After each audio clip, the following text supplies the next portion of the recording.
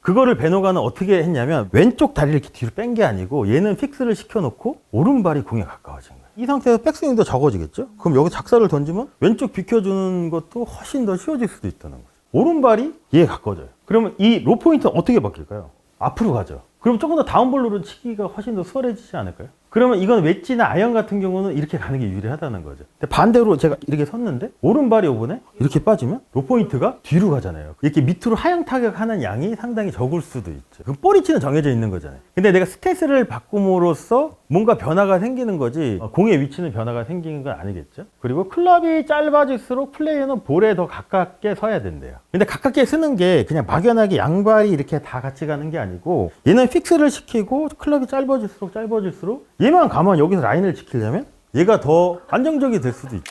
자, 요 스탠스에 대해서 설명을 한 게 모든 스탠스 샷에서 볼은 왼발 기준으로 같은 위치에 있어야 된대요. 일정한 로포인트 위치를 맞추려고 노력을 했던 것 같아요. 근데 한번 봐보세요. 공의 위치가 이제 베노간이 얘기하는 것처럼 보시면 베노간은 왼발 뒤꿈치 안쪽 0.5cm에서 1인치 사이 있었대요. 그러니까 이 뒤꿈치보다 한 2cm 정도 안쪽에다가 볼을 다 일정한데 이렇게 유지를 했다고 얘기를 하는 거거든요. 그래서 볼의 위치는 앞뒤 또는 뒤로 멀리 놓을 수 있으며 스윙의 로포인트에 따라 개인마다 틀릴 수 있지만 그러니까 로포인트를 항상 일정한 데를 이렇게 맞추려고 노력을 했던 것 같아요. 그리고 어떤 경우도 왼발과 볼의 상대적 위치는 일정하게 유지를 해야 된다고 또 얘기를 하고 베노간처럼 이렇게 놓고 왼발 2cm 앞에 얘를 이렇게 픽스를 시켜놓고 이 스탠스를 이렇게 평행으로 이렇게 쓰면 볼은 여기죠. 근데 제가 만약에 오른발이 이렇게 공이 이렇게 타겟라인 이렇게 있다고 치는데 상대적으로 제가 오른발이 얘에 가까워져요. 그러면 이 로포인트는 어떻게 바뀔까요? 앞으로 가죠. 그럼 조금 더 다운볼로로 치기가 훨씬 더 수월해지지 않을까요? 그러면 이건 웨지나 아이언 같은 경우는 이렇게 가는 게 유리하다는 거죠. 근데 반대로 제가 이렇게 섰는데 오른발이 요번에 이렇게 빠지면 로포인트가 뒤로 가잖아요. 이렇게 밑으로 하향 타격하는 양이 상당히 적을 수도 있죠. 숏아이언을 사용하기 위해 스탠스 폭을 좁힐 때는 오른발을 왼쪽으로 점진적으로 움직여 좁혀야 된대요. 제가 칩샷을 할 거예요. 근데 공의 위치는 공 두 개. 오른발 이렇게 좁으면 이거는 볼 위치가 어딜까요? 여기 아닐까요? 근데 왜 오른발에 있는 것처럼 보일까요?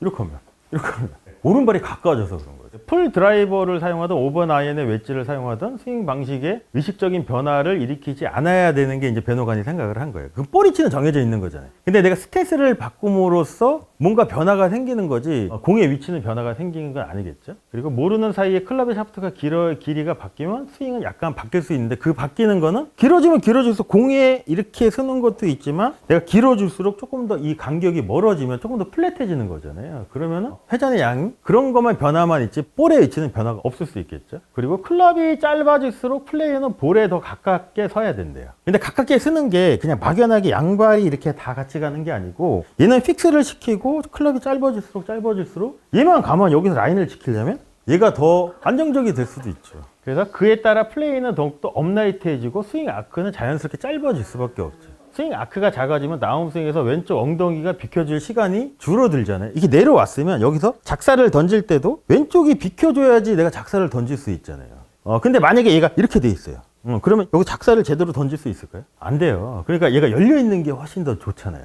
그래서 6번 아이언부터 웨지까지는 사용할 때 약간의 변형이 있어야 되는데 다운스윙이 시작하기 전에 왼쪽 엉덩이가 비켜줘야 된대요. 그거를 베노가는 어떻게 했냐면 왼쪽 다리를 이렇게 뒤로 뺀 게 아니고 얘는 픽스를 시켜놓고 오른발이 공에 가까워진 거예요. 이 상태에서 백스윙도 적어지겠죠? 그럼 여기 작사를 던지면 왼쪽 비켜주는 것도 훨씬 더 쉬워질 수도 있다는 거죠. 오른발이 어드레스에서 볼에 더 가깝게 다가서야 된대요. 그러면 상대적으로 왼발이 타겟 라인에 멀어져 왼 엉덩이를 왼쪽으로 돌려 엉덩이를 여는 효과가 있다고 베노가는 설명을 하고 있거든요. 6번 아이언 아래의 클럽을 스윙할 때는 이렇게 했대요. 그럼 이렇게 하면 풀스윙을 하는 듯한 느낌이 든대요. 오른발이 이렇게 공 쪽에 가까워지고 내가 아무리 스윙을 많이 하려고 하더라도 이쪽이 막혀 있으니까 제한이 있으니까 느낌상으로는 풀스윙이지만 실제적으로 백스윙은 상당히 제한을 받을 수도 있잖아요. 그럼 뭐가 좋아질까요? 정확도가 좋아지는 거예요.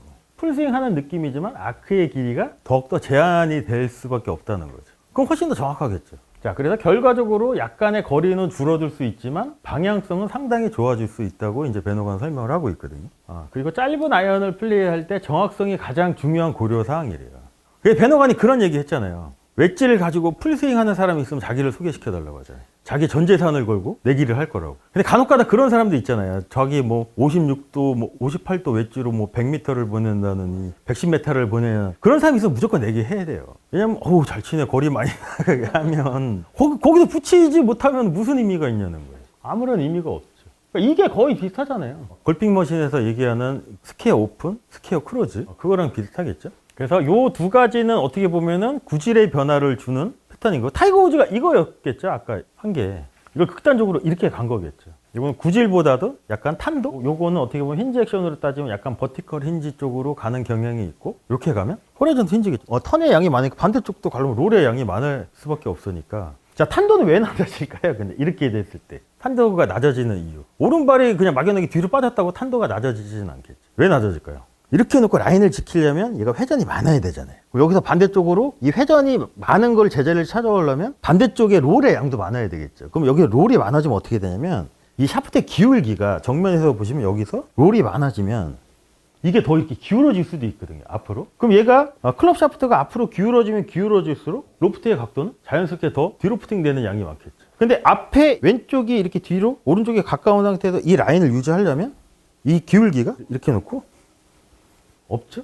이렇게 놓고 라인을 유지하면 그럼 살짝 얘가 열려 있어도 되겠죠. 만약에 공을 똑바로 치는 느낌이 들면 이렇게 놓고 하더라도 충분히. 그래서 이거를 조금 더 디테일하게 이렇게 좀 살펴보면 재밌는 게 상당히 많거든요. 근데 이런 거를 좀 활용했으면 좋겠어요. 학생들이 그냥 막연하게 플레이를 할 때 스퀘어만 고집하지 말고 때로는 내가 크로스로도 한번 해보고 때로는 오픈으로도 한번 해보고 그리고 뭐 전술형 같은 때 보면은 그러니까 그런 것도 좋을 것 같아요. 하루는 모든 패턴을 다 드로우로 한번 쳐보는 거예요. 되든 안 되든. 그리고 그 다음 날은 뭐 그 다음 주는 다 페이드 패턴으로 한번 해보고 그러면 내가 그걸 써먹을 수가 있잖아요. 결정적인 순간에 내가 그런 걸 자꾸 해보면 경험이 있으면